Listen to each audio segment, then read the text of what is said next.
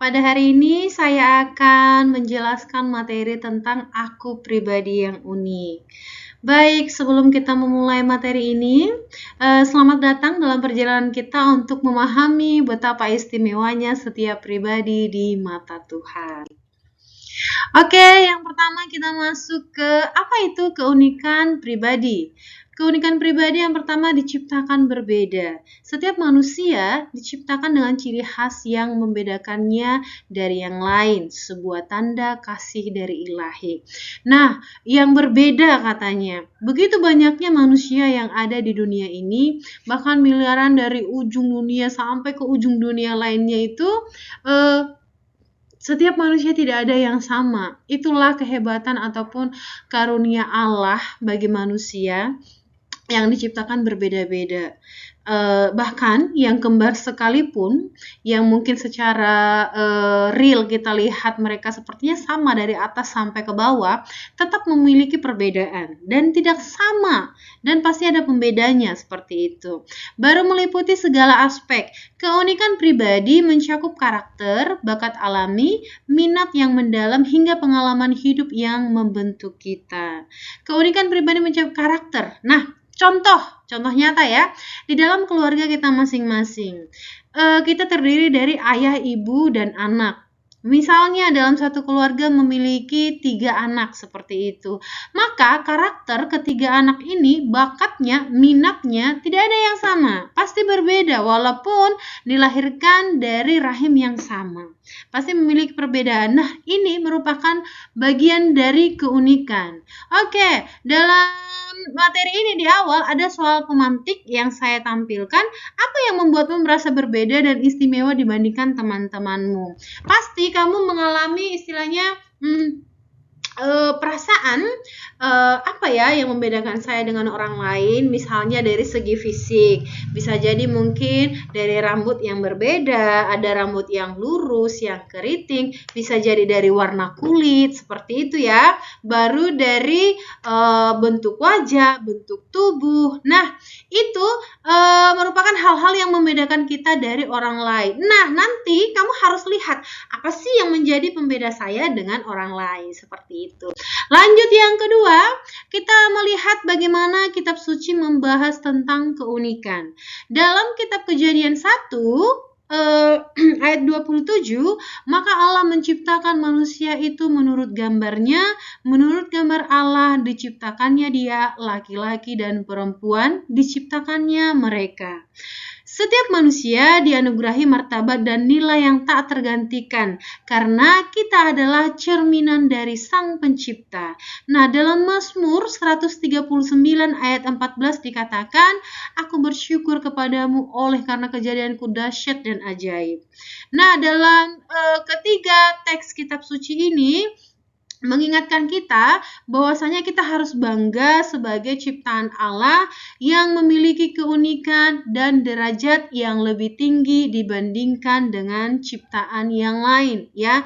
Bahwasanya saya, kamu atau kita adalah gambaran dari Allah, atau aku sebagai citra Allah, saya, kamu adalah gambaran dari Allah sendiri yang dituangkan dalam diri kita masing-masing. Nah, luar biasa sekali Allah itu menciptakan laki-laki dan perempuan, menciptakan segala keunikan, segala bakat, segala talenta, dan karakter yang berbeda-beda. Seperti itu ya, berseni sekali. Oke, kita lanjut lagi. Bagaimana pandangan gereja tentang keunikan manusia? Katekismus Gereja Katolik 1700 menegaskan bahwa manusia itu adalah ciptaan Tuhan yang unik dan berharga, memiliki kehendak bebas dan kemampuan untuk saling mengasihi. Nah, keunikan ini adalah anugerah ilahi yang harus kita kembangkan dan gunakan untuk kemuliaan Tuhan serta kebaikan kita bersama.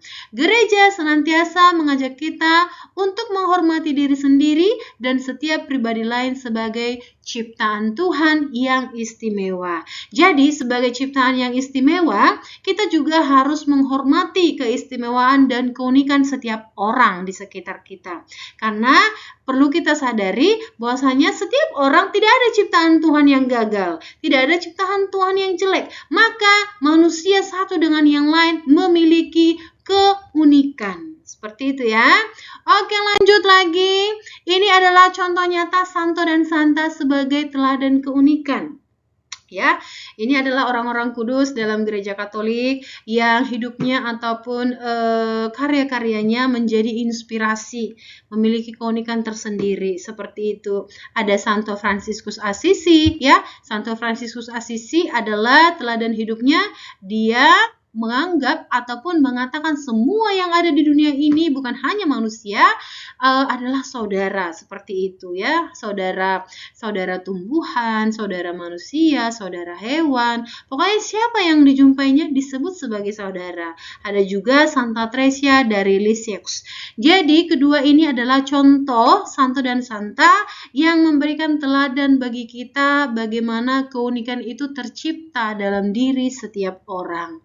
Selanjutnya, keunikan dalam kehidupan sehari-hari, kita lihat ya, sebagai manusia yang diciptakan yang unik, keunikan bisa terwujud dalam berbagai bentuk. Bakat seni yang memukau, kehebatan olahraga, dan karisma kepemimpinan, atau bahkan kebaikan hati yang tulus. Jadi, setiap orang pasti memiliki talenta, memiliki bakat, kemampuan yang sudah disediakan oleh Allah bagi kita. Nah, tugas kita adalah bagaimana kamu bisa mencari dan mengembangkan keunikan yang ada di dalam dirimu sebagai bentuk dampak positif bagi keluarga, sekolah, atau masyarakat. Selanjutnya, menghargai keunikan orang lain. Bagaimana cara kita menghargai keunikan orang lain? Yang pertama, kita memahami dan mengerti bahwasanya manusia itu memiliki kekuatan dan kelemahan. Setiap manusia tidak ada yang istilahnya hanya memiliki kekuatan, tapi pasti memiliki sisi kelemahan di dalam dirinya. Nah, tetapi di balik kekuatan dan kelemahan itu, kita harus saling menghormati. Ya, kita harus saling menghormati satu dengan yang lain. Dan bahkan kita juga bisa berkolaborasi. Misalnya, apa yang menjadi kelemahanku bisa jadi ada dalam diri orang lain sebagai kekuatannya. Nah, kelemahan dan kekuatan ini bisa kita kolaborasikan untuk menghasilkan sesuatu yang baik. Contohnya apa? Contohnya misalnya, saya pintar bernyanyi tetapi saya tidak bisa beralat musik. Itu kelemahan saya dalam alat musik. Sedangkan teman saya, dia bisa bermain musik, kelemahan dia tidak bisa bernyanyi dengan baik. Nah, ini bisa dikolaborasikan menciptakan sesuatu hasil atau karya yang baik. Oke, selanjutnya, apa saja tantangan menjadi pribadi yang unik? Terkadang merasa berbeda dapat memicu keraguan diri atau rasa minder.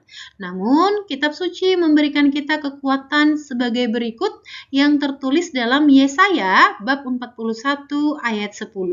Janganlah takut sebab aku menyertai engkau, janganlah bimbang sebab aku ini Allahmu.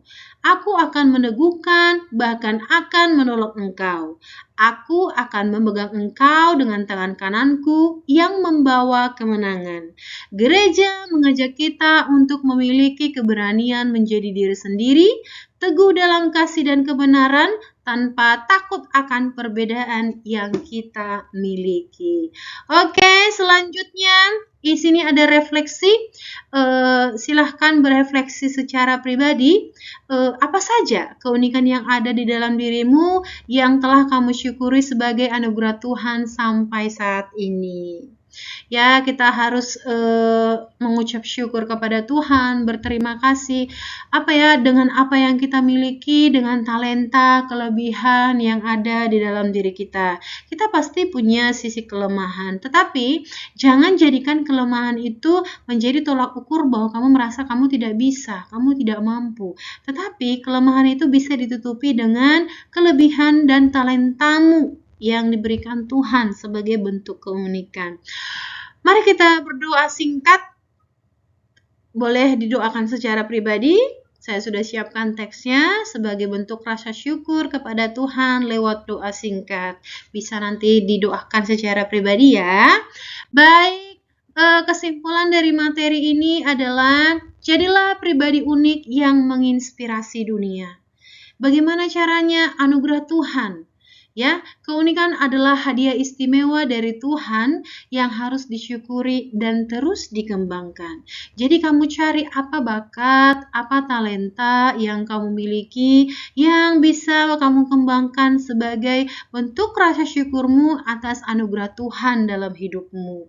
Sudah? Yang kedua, melayani sesama. Gunakan keunikanmu untuk mengasihi dan melayani sesama, membawa terang kebaikan di sekitarmu. Kalau kamu punya talenta bernyanyi, kamu bisa menjadi pelayan gereja atau bisa menjadi song leaders atau bisa menjadi pemazmur yang baik, ikut paduan suara di dalam gereja, seperti itu ya.